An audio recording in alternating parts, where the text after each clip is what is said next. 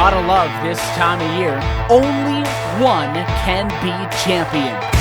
Let's go playoff racing! I said, hey, hey, oh, oh, hey, hey, there's no surrender. Let 'em hear my battle cry.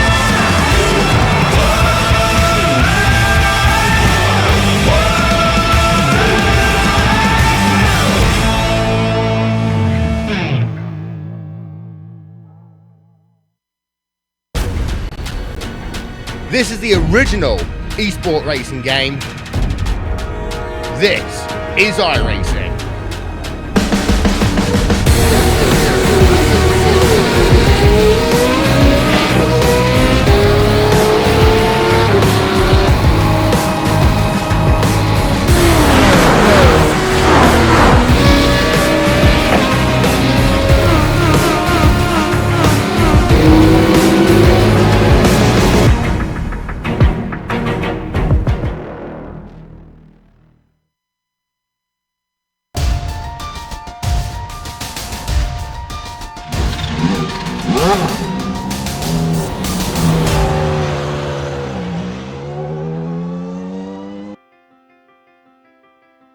Detroit saw a thriller with Justin Albrecht ending his drought and taking the checkers in the Motor City. And while the drop weeks allow Gerber to retain his points lead, the few rounds remaining in narrow margins means the smallest mistake could have the greatest implications. Today's event at Okayama could set the tone for the final two races and greatly shape our story as we get ready to watch round 9 of the iRacing Kamel GT series. And you'll see it all live here on the Global SimRacing channel and the iRacing Esports Network. Hi, I'm Joe Peak, and with me at the booth is Stefan Schlacker. Behind the scenes is our director, Sean Crackers Ambrose, and he's using cameras provided by Dougie Beard. Steph, last week it was Detroit Rock City, but this week the Kamel series is turning Japanese. Well, first of all, also from me, Okayama kara konnichiwa. One can say that the Pacific Grand Prix track was one of the biggest failures in Japanese F1 history. However, it has made its way onto the Super GT series and onto iRacing. 11 turns are located around these 2.3 miles of tarmac with one of the slowest third sector ever created. 2 hairpins and 2 medium-speed 90-degree corners make it challenging to navigate through traffic efficiently. Be on the lookout for spun-out GTPs there, as a turbo lag might catch someone out. Your prime overtaking spots are obviously turns 1 and 5, right at the end of the 2 longest straights of the Okayama International Circuit. But what better way to show you what this track is really about than a ride around with our GSRC lap guide.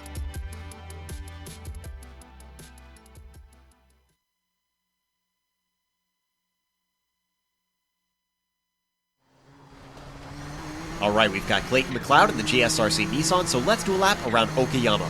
Turn 1 is going to be a medium-speed corner, but it's still a great passing opportunity. However, the track switches direction shortly after, meaning some drivers may fight back into the following bend. Williams is a tough off-camber sweeper, and you can see drivers will be fighting understeer like mad. The Moss S is going to make any side-by-side racing pretty sketchy, and then you're immediately plunged into Atwood. The exit of this corner winds uphill, always curving. Expect the turbo lag to cause a spin or two. Now we're onto the backstretch, which is the longest straight of the track. It culminates into the hairpin, making this an extremely popular place to overtake. You'll notice there's a lot of banking through here, though. Anyone who can hang around the outside will set themselves up to defend into revolver. Granted, I'd try to get single file or else you'll be losing lots of time. Piper provides disturbingly little runoff to the outside, so try not to slide wide out of here. Then it's a short burst down to Redmond. Sneak attacks can sometimes be possible, and you can make a pass up the inside, but this corner and Hobbs create a back-to-back hairpin combo. It's frustrating and slow. At the top of the hill, once again, careful with the throttle so that the car doesn't whip around on you. Mike Knight goes by in a surprisingly fast flash. Then you're setting up for the final corner. This is critical that you focus on getting a run out of here, or else you'll be susceptible into turn 1. Hopefully you kept it together and have now finished a lap around Okayama.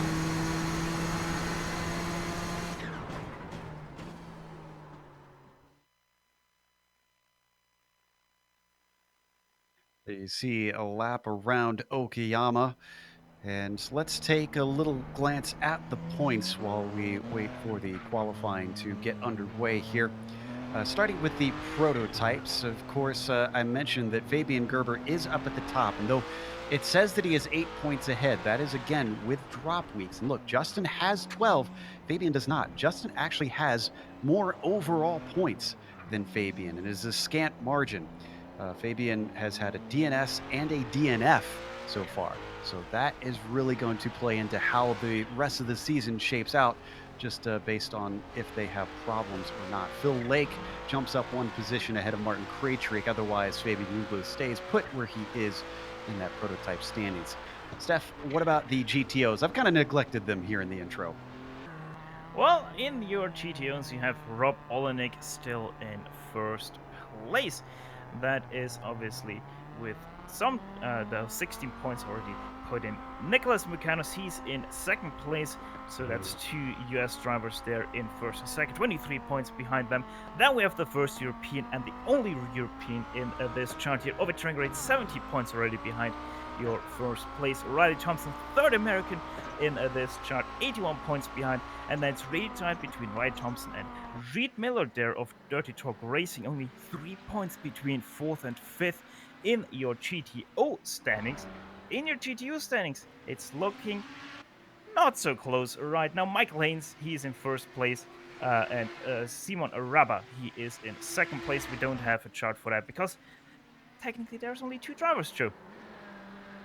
And ironically, the only European in the top 5 in the GTO was racing for Audi of America. Now, today's race itself is another 40-minute event, their sprint feature that they run, which means you will not expect any scheduled stops for any of the drivers. If they have to come into the pits, they're going to be severely hampered. And as I mentioned, we are in round 9. They do get those 2 drop weeks, but some of those drivers have already used them up with bad results. 25 points for each win. As once again, you are watching this on the iRacing Esports Network. As always, make sure and subscribe to IESN. Go to their YouTube page, click on the big red button that says subscribe, and you'll get all of the iRacing Kamel GT series in your YouTube feed. Qualifying has a few of our drivers in, mostly the GTP, since they're much faster around here, and Fabian Gerber on the provisional pole by about half a second over Justin Albrecht on that first lap. And it's Reed Miller currently leading the standings in the GTOs. No, I take that back. Billy Rolla just took the fastest time ahead of Rob Olenek. Things changing quickly out there, Steph, as it looks like the clouds are coming over.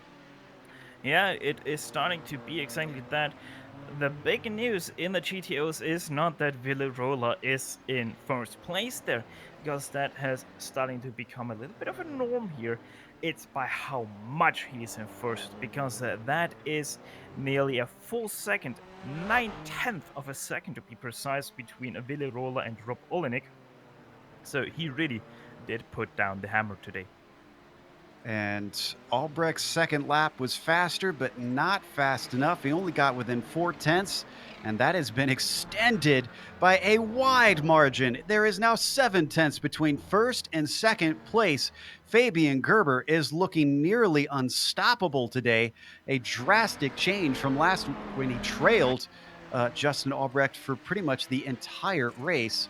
Phil Lake, another one fighting here in the Audis, just got his first lap in. Good enough for the front row in that slower class, but he also has a lot of time to make up, 8/10 up to Billy Rolla.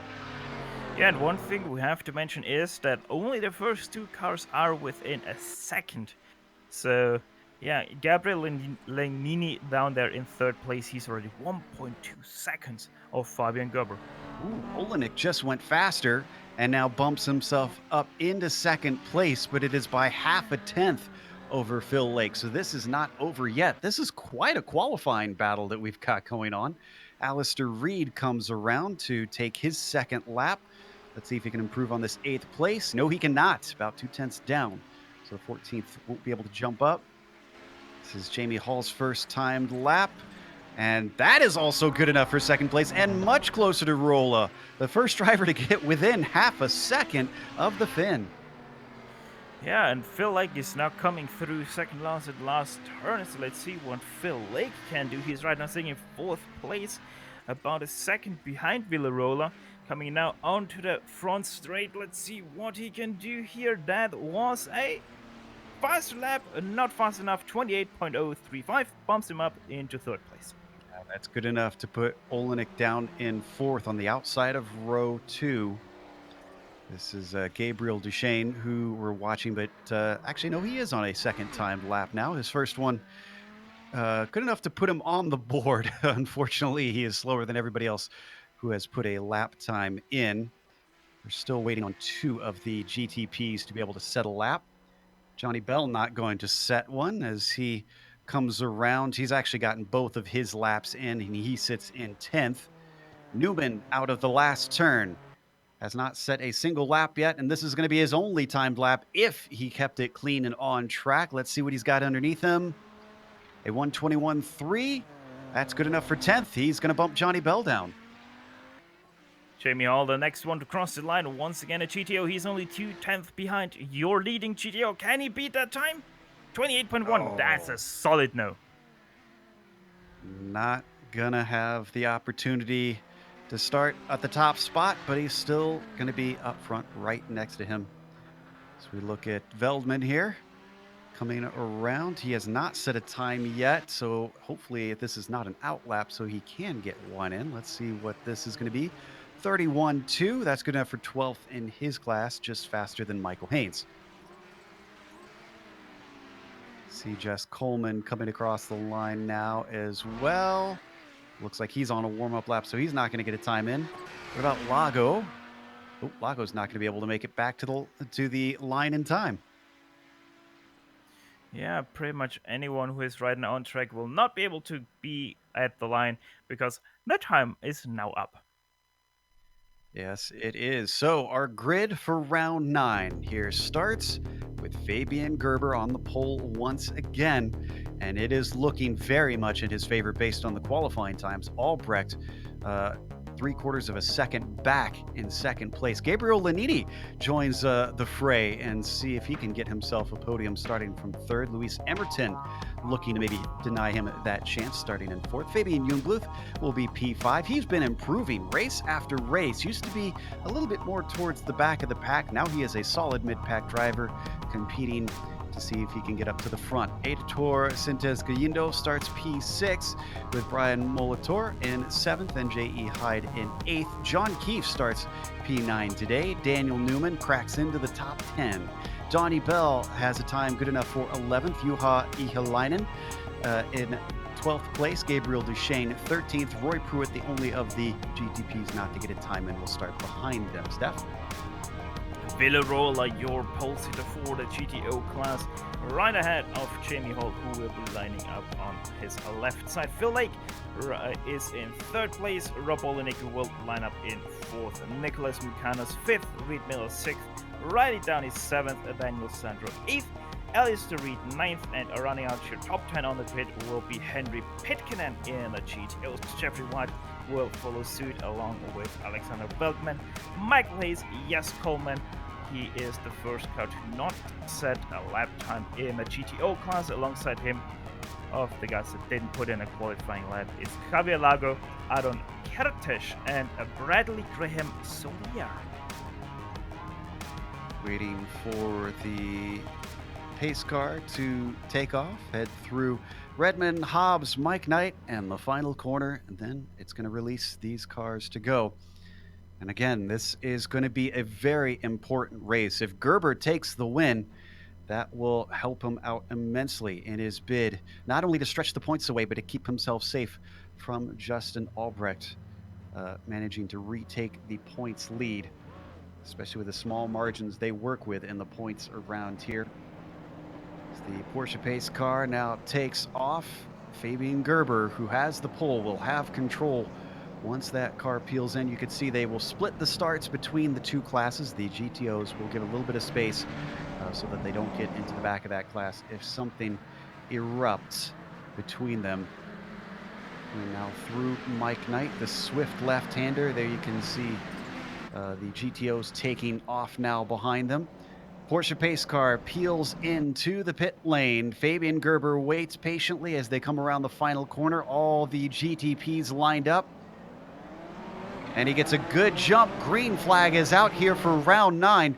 The Nissans are off and away. Fabian Gerber immediately ahead of Justin Albrecht, but it is a battle for third with Lanini also getting into Justin Albrecht, who tries to save the car, but he spins around, gets hit, and he's over on his lid. We'll come back to that as we get to the start for the GTOs.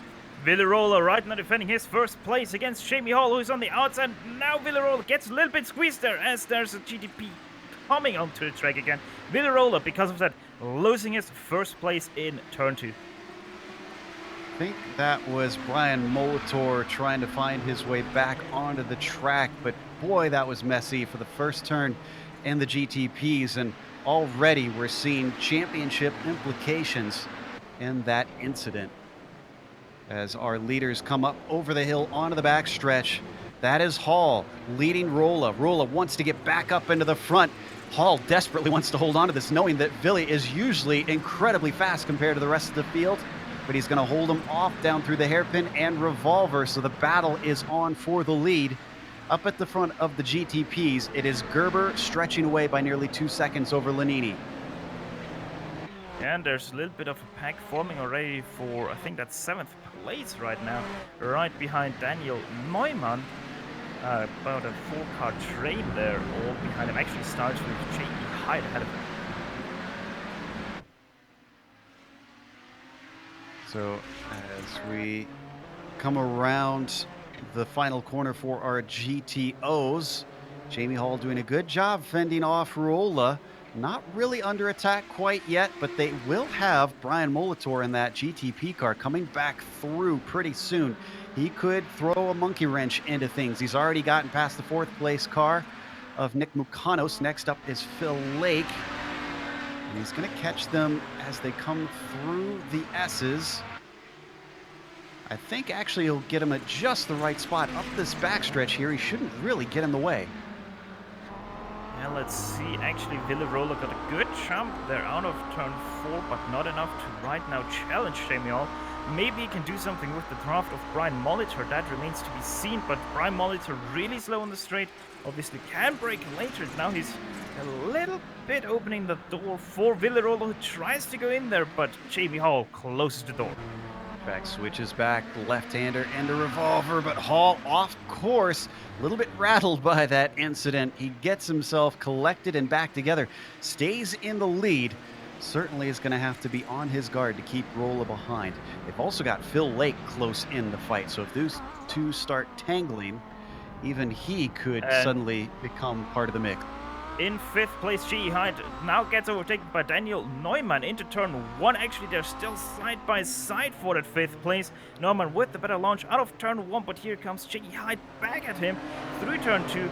And now Neumann gets the jump, but here also now comes Aitor Galindo. He's got the inside into Atwood. Can he seal the deal, though? Oh, and spinning to the outside of them. There goes Newman. Big mistake and a costly one at that. Multiple cars sneak by. Galindo certainly takes the best out of it as he gets 2 positions in 1 corner. Yeah, I think that was a little bit too far to the outside there for Neumann. And it seems like he just lost it there a little bit under the turbo lag. Unfortunate that he was not able to get through there, but you can see the battle still very close. A little poke to the inside from the 4th place car, Nick Mukanos. It is basically a 5-car train. Up at the front, still Hall, Rolla 2nd, Lake 3rd, Mukanos 4th, and Olenek in 5th. They pulled away by 2 seconds ahead of Alistair Reed, who's the next one back. Honestly, Villarola is right now in one of the weirdest sandwiches ever, because on top of him there is a Dirty Talk car against him, and then it's 3 more Dirty Talk cars behind him. So yeah, he is not really right now the meat between the buns, but he is probably right now the salad. I was going to say, with the white Glacier Racing car and a bunch of dark-colored Dirty Torque cars, it seems more like an Oreo sandwich to me, the way that they run right now.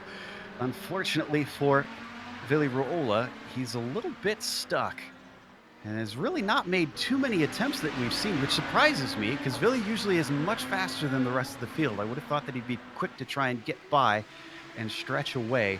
Certainly playing a patient game currently. Pretty sure that's also down to how this track is. It's very hard to pass at. It doesn't matter if you're the same class or like you have here GTO, GTP, that interclass interaction. That is going to be difficult as well. You only have those two passing zones into turn 1 and 5. And especially in the GTOs, if you don't get the run out of that turn leading onto those straights, you really are in trouble. They come through the technical latter half of the lap. Not sure that we'll get many chances to pass here, so why don't we take a glance away real quick at that opening incident into the first corner with the prototypes. Now, this was Lanini, I believe, making contact with Justin Albrecht. And he just came in deep. He was a long ways back, Steph. We'll see here on the replay from above. He's initially fighting with Emerton. Brakes very, very late. And then there's poor Justin who goes to turn in, and suddenly there's a car there. Yeah, it seems like Lanini just barely missed his braking point there and thus kind of rear-ended Justin. But yeah, racing incidents, stuff like that happens in turn 1. You're always a little bit high on your nerves, and if you're not nervous, then you are not really a human being anymore. So yeah, it's just natural, it's just human, and yeah, just very unlucky there for Justin landing on his roof.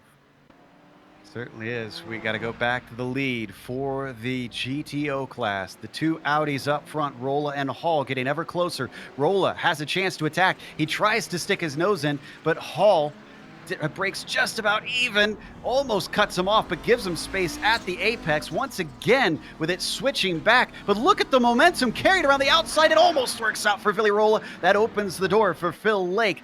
Sticks his nose in, but that also not successful. Yeah, I think Willy Roller got a little bit weirded out by Bradley Graham Soulier there being on the inside. He wanted to brake later, but then decided to brake early. And then once he got past Brian, he opened up that brake again. So yeah, Willy Roller, I think he would have had the inside there quite nicely, just didn't want to risk it going 3 wide there with the lap car. Seems a little bit more what we've come to expect from Willy Rolla. I'm curious to see if Phil Lake can maybe sneak something through if it goes wrong for the Finn, especially considering he's a teammate to Jamie Hall. He wouldn't mind managing to help out for that Dirty Torque team. They swing it through Williams as we jump over to the battle for third that we've neglected here in the prototypes. This has been awful close, and they also have, looks like Michael Haynes trying to stay out of the way of those two.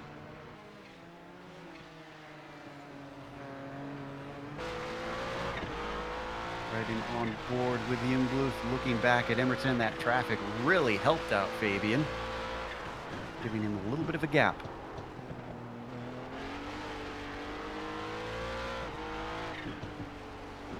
This fight has been close pretty much since the drop of the green, but they are falling off of the top two, about 4 seconds back from Lanini, who himself is 3.5 seconds back from Gerber.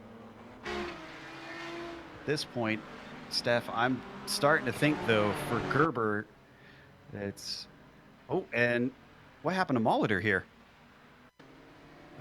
Let's see. I'm gonna see it the first time with you guys. That is the last turn, and that is quite some oversteer. Yep, starts to go away, and he almost catches it about twice. Let's see, did he touch the dirt, or is it just the turbo lag? Yeah, that really looks like turbo lag to me there for Prime Molitor. And quite an impact also there onto the pit wall. So yeah, that seems to be Brian Molitor's race done, as he actually did disconnect from the zone. Unfortunate. He did have some damage from some contact he made at the very start of the race. He was involved in that opening incident that we just watched, but we cannot take our eyes away from this battle for the lead in the Audis, because Willy Rolla finds himself plugged up behind Jamie Hall with nowhere to go. He gets a decent run up the backstretch, but he is nowhere near close enough to try and outbrake the UKNI driver into the hairpin. coming out of the backstretch is this battle for first, and Fabian Gerber just enters it, so not too much longer, and Fabian Gerber will see the back end of this battle for first place. So yeah, Gerber, he's opening up the gap himself, nearly 5 seconds already back to Lanini, and yeah, Gerber once again putting on the show, but these guys really are also putting on the show. They're not missing much elsewhere in the field. We will try and jump over to get some coverage, but with this being for first place, there's some great importance here. And I do believe we've got to... Go ahead. Roy Pruitt just spun in turn 2. He's on the apex right now, and he backs it into the wall. So he's out of the racing line there, over to right. See what happened to Roy. This is through Williams. I think it looks to me like he downshifted one gear too much. You're gonna see that it just spins out on him there. There she goes around. And then noses it into the inside wall, and then realizes that the pack of GTOs is coming up, and he just floors it in reverse to get out of their way. Just a quick update on the battle for third in the prototypes. Emerton got close. He was within 0.3 of a second, but he has fallen back once again, starting to lose touch on Jungbluth.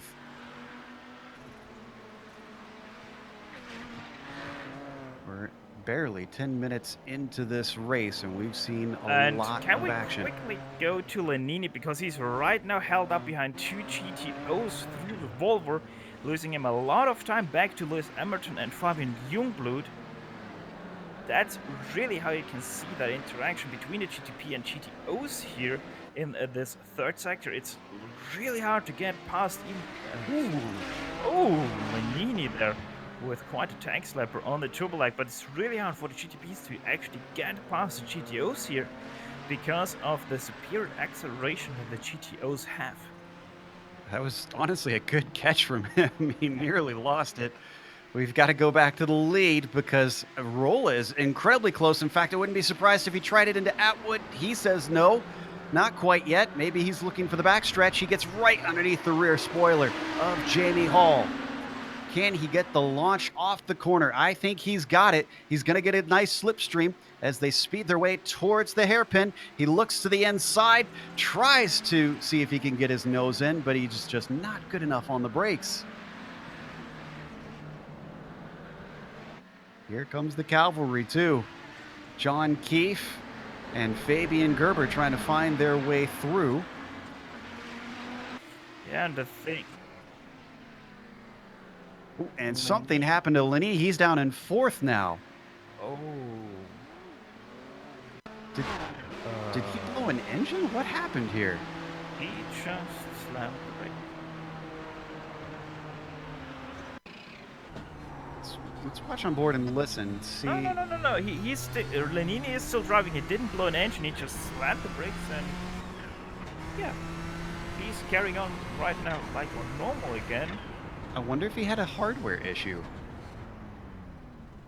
Had to pull over and take care of something and able to get going once again.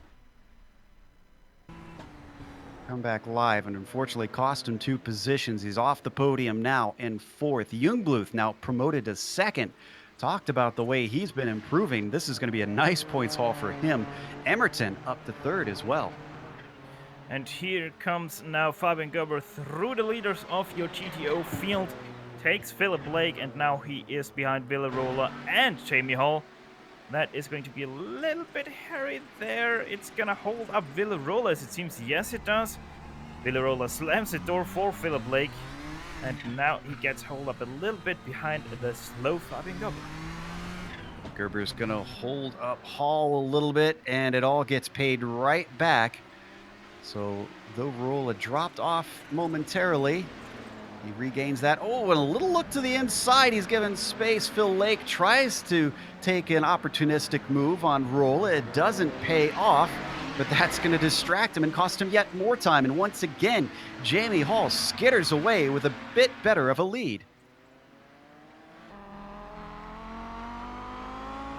for how long will that little bit of a lead last over Villarola? We know he is quite good around pretty much any track in this Audi GTO, and sure enough, that gap is already closing in inch by inch. He had to go a little bit defensive down the front stretch because he didn't feel safe from Phil Lake for part of it. That's John Keefe that you see in the red and white Nissan behind them, waiting to try and get through. He's going to get a little bit of space through the S's, get one of them, but not all three. And John Keefe is a little bit damaged, so he might not even get both of the GTOs right now, probably only Villarola. So yeah, once again, Villarola not the best lapping interaction for him.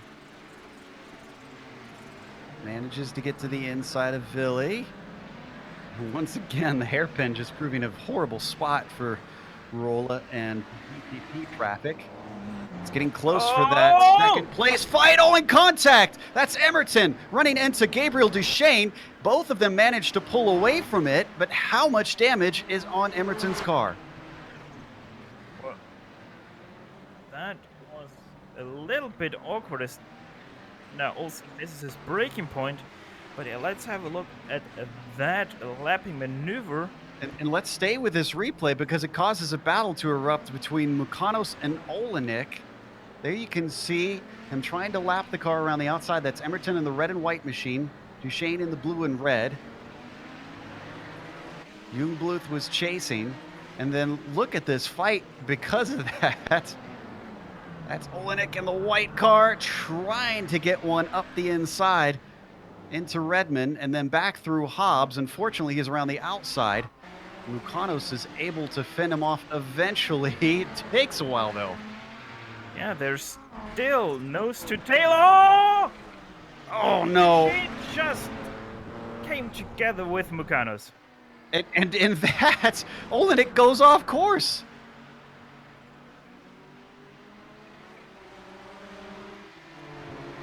What happened here? It looked maybe a bit of netcode there. Honestly, to me, it looks like a little bit of a misunderstanding there between the two. Mukanos didn't really want to give him the gap, but Duchesne thought he's going to give him the gap to the right, and thus goes into a gap that's closing up and causes that very awkward lapping situation. Olenek retains fourth place, but only just barely ahead of Mukanos. If he would have stayed on track, I think he would have managed to get a good gap back to Mukanos. Fortunately, it was not meant to be.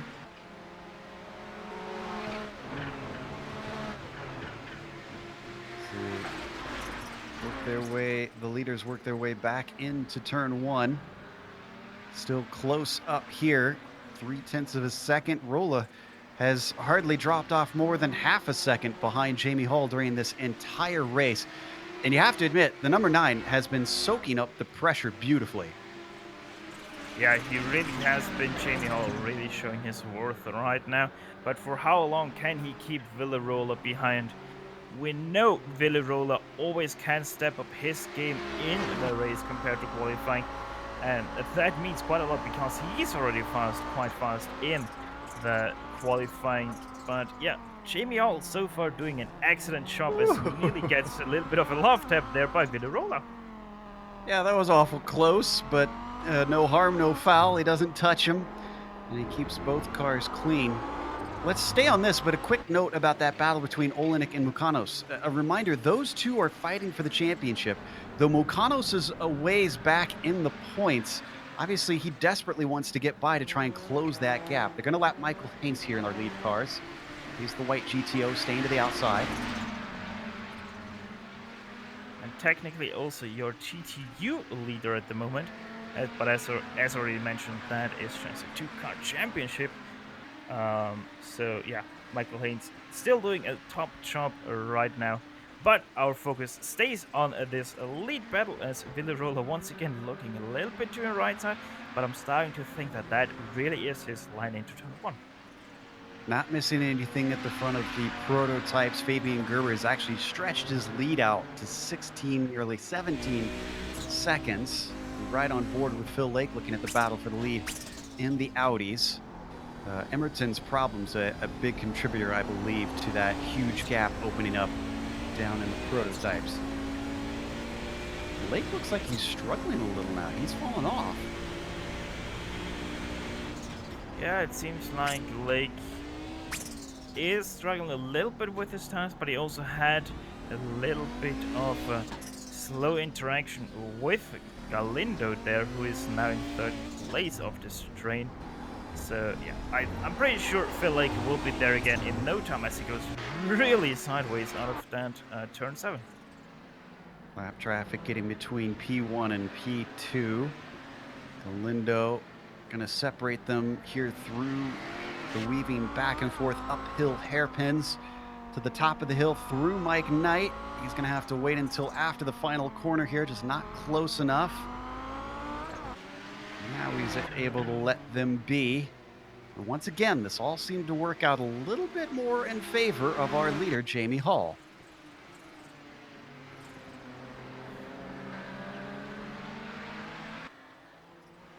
Poking our heads back to second place in the prototypes. The number 11 still ahead of Jungbluth. If we could get a close-up of the red and white machine. Emerton's car, remember, made some contact with Duchesne. I'm not really seeing anything. It looks pretty clean. I think he's okay. On my screen, the left side of the rear wing is a little bit bent up. I'm not sure if that's also the case here. Yeah, it is. You can see it a little bit being bent up, but apart from that, he seems to be perfectly capable of still going quite fast. Which I'm sure he is grateful for as they put a lap on Jeff White, currently running 11th down in the GTOs. Oh, but he catches him at a pretty bad time. Jungbluth gains a little bit, not enough that he can go on the attack down into turn 1. Stays right with him, following in his tire tracks, though.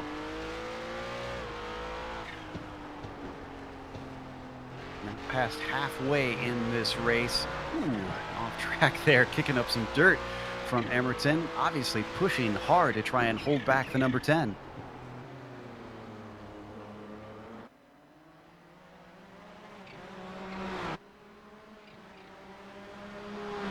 This has been one of those fights that has been going since the drop of the green. These two have earned positions based on a little bit of attrition. If you're just joining us, we lost Justin Albrecht in the very first corner of this race. And then Lanini had mysterious issues that we're not sure what the cause of them were, but he seems to have solved them because he's gotten back on pace. And indeed, he's closed the gap slightly. It is under 4 seconds. I'm not sure if he'll be able to gain before the race is over, though.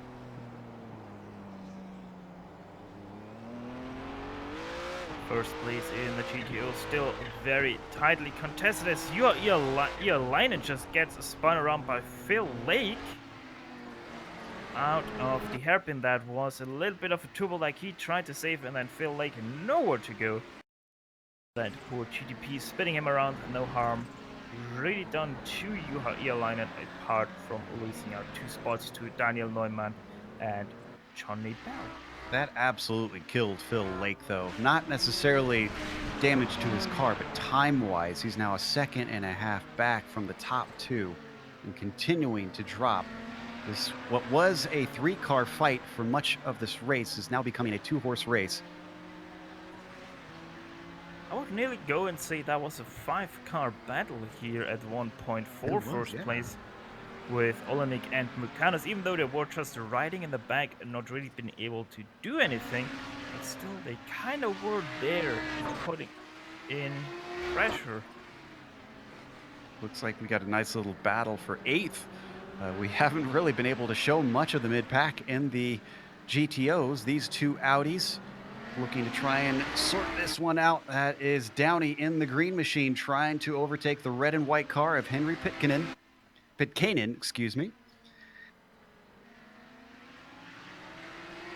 This is a good run onto the front stretch. In fact, I think there may have been a little bit of a misshift from Henry.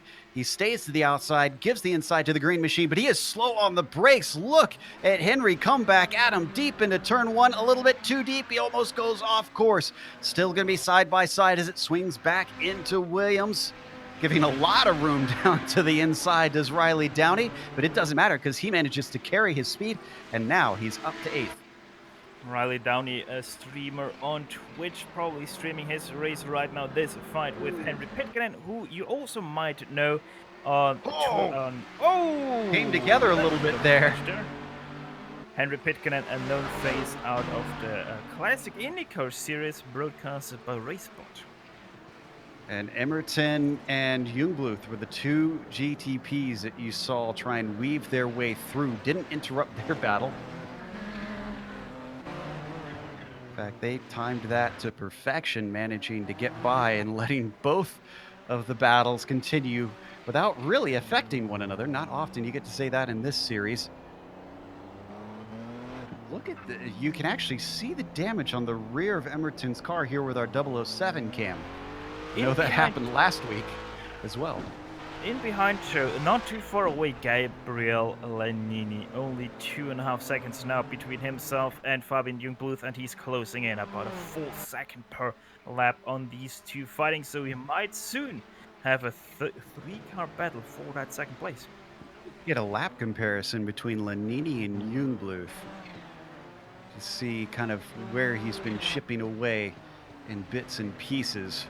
I think you're right. I thought for sure that based on his pace before, he wasn't going to be able to gain enough before the end. It looks like, yeah, about half second to 3/4 of a second per lap quicker consistently. That bodes very well for the number 8. Oh, and we have to go to the battle for GTO lead right now. Villarola might be trying something here into turn 1. 3 wide to go for a brief moment with the GTP on the inside. Villarola now on the outside. He might have the better traction, and he does. Takes away lead from Jamie Hall. I don't know if Finns are known for their patience, but Villy has shown some this race. It took a long time to make that work, but now he's going to have to switch gears. He's got to go on defense because Jamie Hall immediately looking to try and retake that position. Comes up onto the backstretch. Can he get enough of a launch to return the favor? He is awful close. He is very close. Look at this. He's got a good slipstream. And immediately Rolla goes on the defense down into the hairpin. Can Jamie Hall hold on around the outside as they almost bang wheels coming through the corner? He's going to have the inside of Revolver, but he's just not far enough alongside. Oh, a big slide, though. Rolla goes off track, tries to collect it with the 4-wheel drive. He does, but he gives away the lead. Half a lap led, and suddenly it switches right back. Villarola giving away his chance at the win for right now, but he still is very close to the back of Jamie Hall, who luckily retains this lead for now. Still have about 12 minutes left in this race. Unbelievable. And in all of this, they were not caught by Phil Lake. I would have thought with all that side-by-side action, they'd have been slown up. Ihalainen now comes through. And but he's going to hold up Jamie Hall well once again. But it's going to be the inside of this corner, the outside of Williams. Ruola tries to carry the speed as best he can. That off-camber corner is not going to be conducive to that. He has to fall back in line. He has to stay close through turn 4, and then the chance is his. He had a little bit of a slide last lap. Let's see how this is. He keeps it very tight, maybe a little bit too tight as Jamie Hall gets an extremely good launch. I cannot imagine the frustration that Ruola is feeling at this point. He had it for just a moment, and while he's been getting opportunities, Jamie Hall has been playing this race to perfection. I'll be just absolutely stunned if he comes away with this win. And so, as before mentioned, Lewis Emerton, Fabian Jungbluth, they are really getting caught by Gabriel Lenini. Only 1.3 seconds now between himself and Jungbluth. And Jungbluth himself, he is putting really the pressure onto Lewis Emerton's back. It's now down to within 1.5 seconds. It's going to be probably a little bit trickier for Fabian Jungbluth, not only having to try and attack forward, but also have to defend his position on the podium with the charging Lanini coming very quickly. He's going to have to do it for about 10 minutes if he hopes to spray some champagne today. You can see how quickly Lanini is gaining to the rear. It is now down to 1.1 seconds.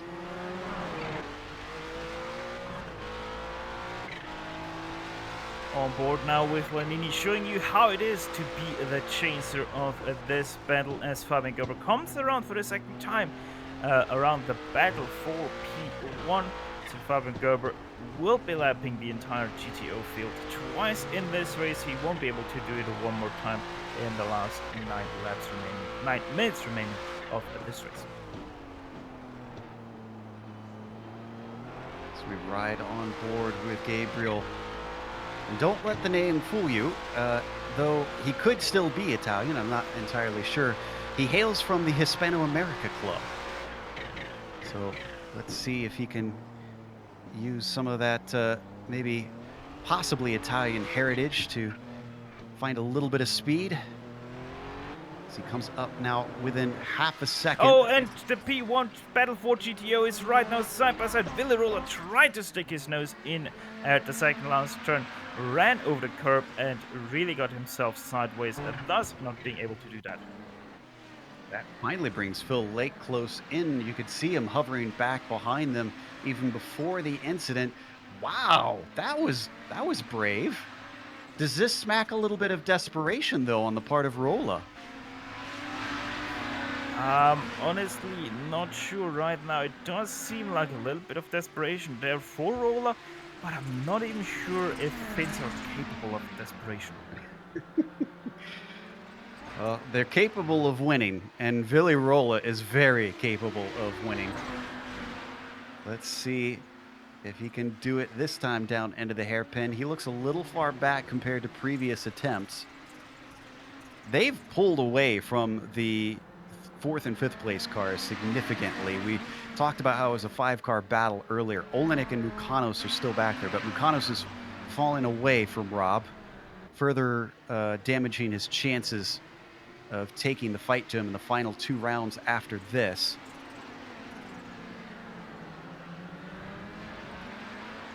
So we have 2 3-car battles bubbling up. Which one is going to spill over? The battle for the lead in the GTOs between Hall, Raola, and Lake. The other is the battle for second in the GTPs between Emerton, Jungbluth, and Lanini. Well, they are soon gonna meet because the battle for P2 of the GTPs is now going on to the front stretch, where the battle for P1 is now exiting the front stretch. So sooner rather than later, we will see those 2 battles hopefully not clash but meet on the track. It'll certainly get spicy when they meet each other, because it's difficult enough when you've got 2 2-car battles coming together, but 2 3-car battles seems like a recipe for a little bit of chaos, which might be what Rolla needs to finally get this pass done and keep it. As we watch our battle for second and the prototypes come up to the backstretch, now we switch up to Rolla chasing Hall, as he's been doing for just about every single lap of this race. No pass attempt down into the hairpin for them. Just one more turn between the 2 battles, and I had a quick look onto his iRacing profile. Gabriel Lanini is from Argentina. Thank you for that little bit of research. Although I would have thought that that would count as some sort of South American club, but I guess it's still Hispano-American down in South America. It's one of the Americas. Anyways, geography aside, as we ride on board with Phil Lake, they come onto the front stretch. When are they going to catch them? That could make a huge difference here, is where the traffic catches you, Steph. Yeah, it really comes down to where does the traffic catch you, as you said. And it seems like right now we might see these 2 battles come together at the end of the back straight, where Lewis Emerton is now just behind them. So that will most definitely hold them up quite a bit. Yeah, that's not the place that they want to be caught, because that starts the more technical portions where there's very little place to try and get around.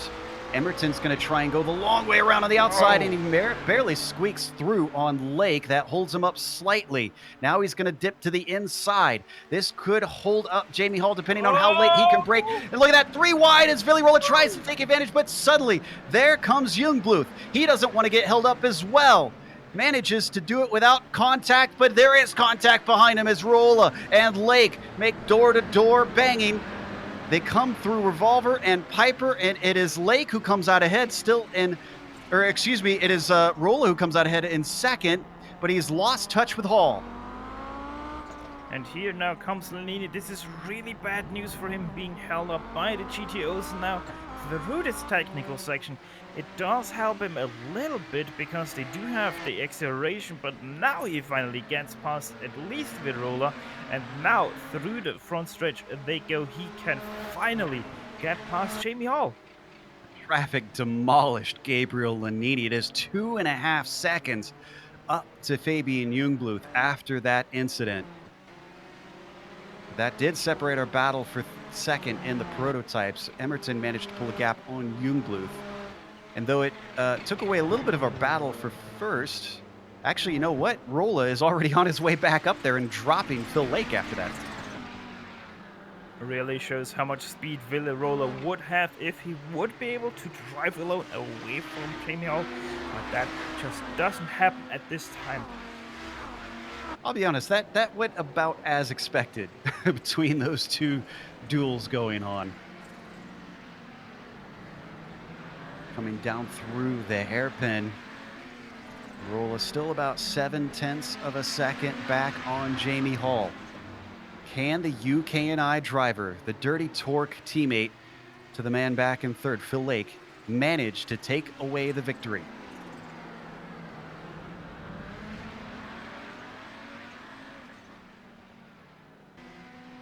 Gonna have to survive it for 3 more laps if he wants to do that. Into the final corner once more. Rolla not making rapid inroads now. Down to 0.6, so that's 1 more tenth chopped away. He's gonna have to hustle. Yeah, but he did close in 4/10 at this lap on Jamie Hall. A 29.3 for Jamie Hall versus a 28.9 for Rolla, and a 28.747 for Phil Lake. 747, my most favorite number there is. But yeah, Phil Lake, he is utilizing that draft to quite some perfection because he's able to stay with this battle because of the draft. This is now the closest battle of the 2 classes because Emerton, Jungbluth, and Lanini are still well separated. Lanini does look to be catching Jungbluth, but we'll go to that if that starts to erupt itself. Down into the hairpin one more time. Can Billy Rolla manage to get himself within striking distance? He was 0.4 faster last time through. Doesn't seem to be doing it on the first half of the lap because he is still 0.7 back. Maybe it's through these slower corners. Maybe the car's set up better for mechanical grip. Let's see with Rolla. He is starting to close in now, but also Jamie Hall, he's making some mistakes through these 2 hairpins, which really does help Rolla and Phil Lake. And yeah, I would say the battle is back on. It's got it down to 0.5 of a second. It does seem to be those slow hairpins that help him out. That's 2 more tenths chopped off. He should be getting a little bit of that slipstream once they get to the long straights. I believe we're going to get the white flag this time by for our leader, Fabian Gerber, who has been pretty much running his own race. We've barely covered him. 21, nearly 22 seconds over Luis Emerton, who's certainly gotten the lion's share of screen time out of the prototypes. White flag is out as our points leader comes onto the front stretch to take yet another victory. Last week was the first time when he finished a race that he did not win it. Other two, as I mentioned, a did not start and then a DNF. So he did start one race and didn't win it, but he didn't see the checkered flag in the end.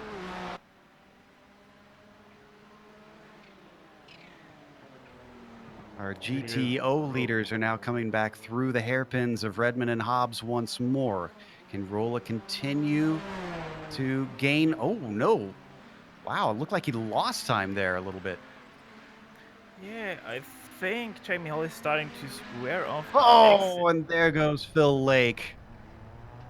Not going to lose the position. Doesn't hit the wall. Critical moments for Phil Lake, and he botches it coming through the final corner, spinning off. As we come back to our overall leader, weaving his way through, left-hander through Redmond, right-hander through Hobbs, at the highest point of the circuit, and then it dives back downhill through Mike Knight. Made it look easy without Albrecht there to try and challenge him today. Fabian Gerber is your winner in the GTP class here at Okayama. Lewis Hamilton will take home second place. Fabian Gerber will take home third place. First place for the GTOs is still under question because Willy Roller, he's still quite on the back of Jamie Hall.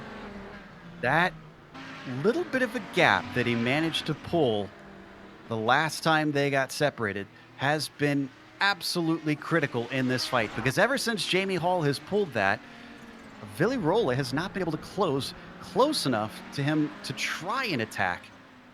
All Jamie Hall has needed to do is just keep the car safe and smooth and keep his pace up, and he has held Willy Roller at bay for this entire race. It has been a fight for the win and for the victory, and Jamie Hall is going to take that win here in the GTOs in impressive manner.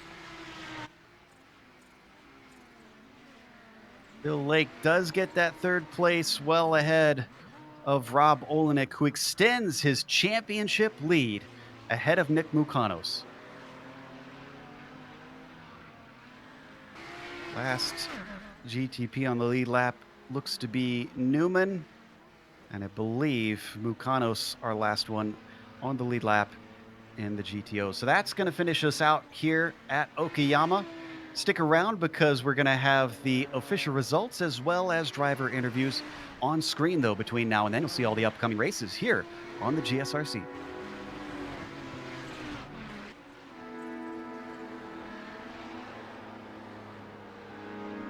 Of the best sim racers, $100,000 on the line. Who will rise to the challenge? This is the most competitive and sought-after season in iRacing World Championship history. This is where legends are made. This is the Porsche Esports Super Cup.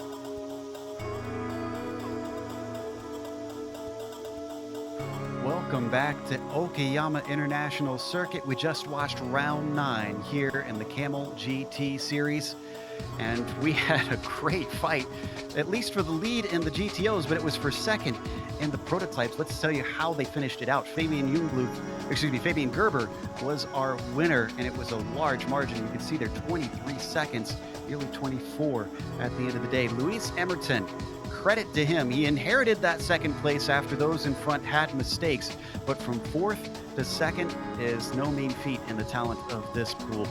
Fabian Jungluth tried to take it away from him, but had to settle for third. He had Gabriel Lanini breathing down his neck. He was in second place for the first part of the race and then had mysterious issues that we're still not sure what caused them and wound up in fourth. Heitor Sintez Gallindo was P5 in the end with Daniel Newman. The last of the GTPs on the lead lap, he takes 6. Johnny Bell was 7th behind him. Juha Ihalainen finishes 8th, and John Keefe rounds out your prototypes that finished ahead of the GTOs. Jamie Hall took home the win here today in the GTOs ahead of Villarola and Phil Lake, who had a very unfortunate event there in the last turn with 1 lap to go. Rob Olenek, he comes home in 4th place, defending his championship lead over Nicholas Buchanan. Daniel Sandro, he comes home in 6th place. Alistair Reed, 7th. Henry Pitkanen in 8th. Riley Downey, 9th place. And last car that did finish the race in the GTO field was Yes Coleman in 19th. Overall, 20th overall went to Jeffrey White. Michael Haynes in 21st. And he is also, I think, the last car who did actually finish this race. Alexander Veltman, he also didn't finish. He's the first car overall to not finish the race alongside him in the GTOs. Javier Lago, Bradley Graham Solier, Reed Miller, and Aaron Kertész didn't finish the race.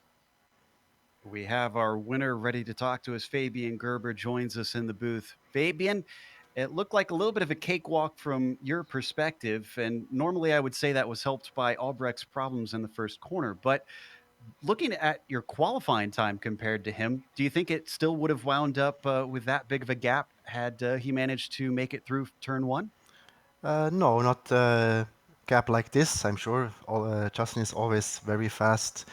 There was, of course, a chance to win today with this qualifying time and starting front because it's very difficult to overtake. But in the traffic, it's always unforeseeable what happens. So it's too bad what happened to Justin. I wonder myself how it would have gone with him on behind me. Now, though this does extend your points lead a little bit more, obviously you've got a race that you missed as well as one that you weren't able to finish, and that takes away your 2 drop weeks. Does that put pressure on you in the last 2 rounds to make sure that you don't have any major errors and just see the checkered flag? Yeah, I think so. It's I was away 1 week in Solder and in Sanderton I had my modem crashed, so I couldn't even start really. So that was bad luck, but it happens. And so the next 2 weeks are going to be exciting also for everyone who watches, who follows this series. So Justin is going to be fast as always. So it's still open. It's not mine yet, not at all. Certainly, especially with Watkins Glen being the next track. Even though these cars aren't known for offering much in the way of slipstream, do you think that he's going to be able to hold on to if he's not faster?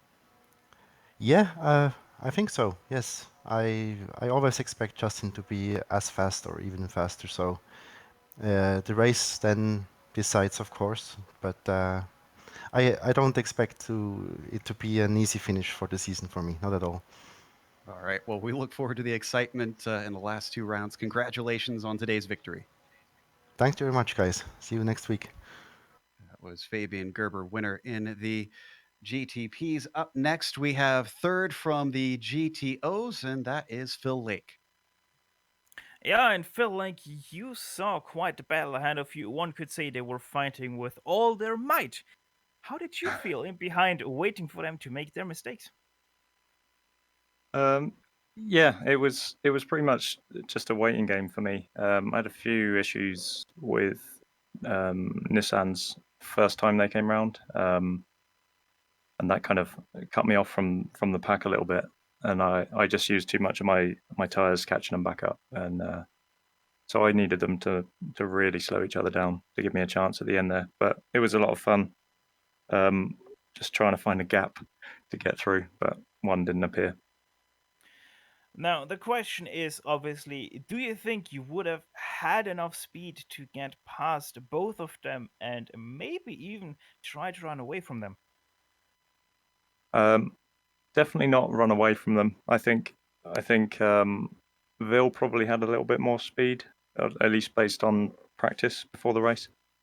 But me and Jamie are very, very similar. So it probably would have been exactly the same situation if I was leading and Jamie was third. So it was just Vil we didn't want to give any space to. Well, next up, Watkins Glen, the classic boot version of the track. How are you looking forward to that one? I'm gonna miss next week, but Oh, I do like Watkins Glen. It would have been fun, but I've got other stuff to do. But I'll be back the week after. well, Phil, then I would say good luck with your real world stuff. And yeah, maybe we can see you on the broadcast, spotting you in the chat. Maybe, yeah. Well, congrats once again on your third place, and thanks to talking to us. Yeah, thanks, Steph. Thanks, guys. That was Phil Lake, your third place finisher in the GTO battle. And now, Lewis Emerton, your second place finisher in the GTOs. Yeah, and Luis really was a best of the rest situation a long ways back from Gerber, but still had plenty of excitement, which started in the first corner, Luis. It seemed like you had a front row seat to what happened to Justin. Oh that was crazy. I was just trying to hold on to the thing because it was trying to swap ends on me whilst I was trying to slow down for the wreck. It was it was an interesting turn one. And we did see that you had a little bit of coming together with Gabriel Duchesne. Uh, actually, I'm not sure if it was Gabriel Duchesne. I'm going to double check that name, but Duchesne that you had come together with halfway through the race. Did that cause you any damage that hurt your handling or your speed at all, or is it pretty solid after that? It was fine. The handling felt the same, thankfully, but it was probably only a couple of kilometres an hour down on the straight. It wasn't much at all, really. I was more worried about it affecting the fuel economy because I'd fueled it quite close, really. But it was just about enough in the end. You also had the mysterious happenings with Gabriel Lanini, where he suddenly slowed and then came back at both you and Jungbluth. Were you a little bit nervous that he caught you guys, or did you feel confident that you could hold him back if you managed to overtake Fabian? I felt confident mainly because it's such a hard track to pass on. The only way you're going to do it is if someone makes a mistake or in traffic, perhaps. I was trying to just keep my eyes forward, really, and not make a mistake because that's normally my thing, where I make a mistake and give it away. And this is another really good points finish for you in the championship. Obviously, you're not within the top 5, at least coming into this race. But what's your goal at the end of this season with 2 rounds to go? I don't know, to be honest. I've been quite inconsistent this season, so I'm here just to have fun races. I'm not here for the finishes, as it were. So I just want more epic races before the end of the season. Good man. A race fan at heart. That was Luis Emerson, second place finish here today. Steph is going to be talking to one of his chasers who was in second place for a while, Gabriel Lanini. Yeah, and the first and the biggest question I have for you, Gabriel, what happened there on lap 10? On lap 10, yes, hello everybody. On lap 10, it happened that my son came to the sim while I was racing. He was around here, and when he exit, he unplugged the headphones, so I was with no audio, so I had no choice but to pull to one side and replug it back again. And car stalled when that happened, so I had to refire it, and second and third place were gone by then. Well, I think that's one of the funniest stories I've ever heard about someone having to pull over there. But yeah, you gotta do what you gotta do, I guess. Either way, still fourth place. I would consider that quite a good finish with that problem. Yes, it was, and it was fun trying to catch second and third place back. But by the time I reached their backs, tires didn't want to go on, especially the fronts. They were washing out everywhere, especially on the second half of the lap. And I was having trouble following Fabian, and traffic was not helping. I could maybe gain some car lengths on them, but then I will lose them back, and I actually never had a chance to make a move on them. Well, next up, Watkins Glen. Give us an outlook of what Gabriel Lenini can do there. Oh, Watkins Glen, I love that place, and on this track, on this car, it should be a blast. I mean, it's one fast corner after the other, so it should be a hell of a fun time. Well, we are most certainly gonna watch out for you then if you love that track so much. Either way, fourth place here, a very well placed fourth place, I would say. And once again, thanks to talking to us. No, thanks to you. The broadcast is awesome. When I am not racing, I'm watching it, and I love it. I would like to say one thing more. I want to publicly apologize of what happened at the start. I saved the replay. I need to watch it, but I'm pretty sure that was my fault.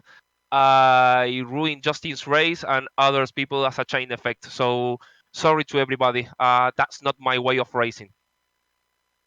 That was Gabriel Lenini, who finished fourth today.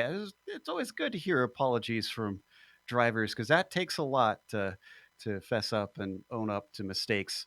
But today we've got to close up ourselves and, of course, thank the Kamel GT community for bringing us back for another season of coverage, and also to iRacing for putting us on IESN. Again, make sure and subscribe when you get the opportunity so that you don't miss a moment here in the Kamel GT series. Thanks to the companies that provide the software and hardware for our broadcast. You can see them listed here on your screen. And additional thanks go to June Lalonde, who provides our wonderful music. See the screen for how to get a hold of more for great work. Thanks to the team today, Steph, Sean, and Dougie. If you'd like to find out more about GSRC, including upcoming races, you can find it at globalsimracingchannel.com.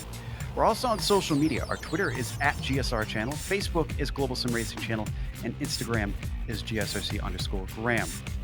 The next race, as we mentioned, we're heading over to New York. That'll be for Watkins Glen, and it'll be at the Classic Boot Course. So that's no chicane with a full length around there. Saturday, August 17th is when that kicks off at 1 p.m. Eastern. We also have upcoming races for other series, though, listed on our screen. So check those out and mark them down on your calendar. However, until next time, race clean, race hard, see you on the track.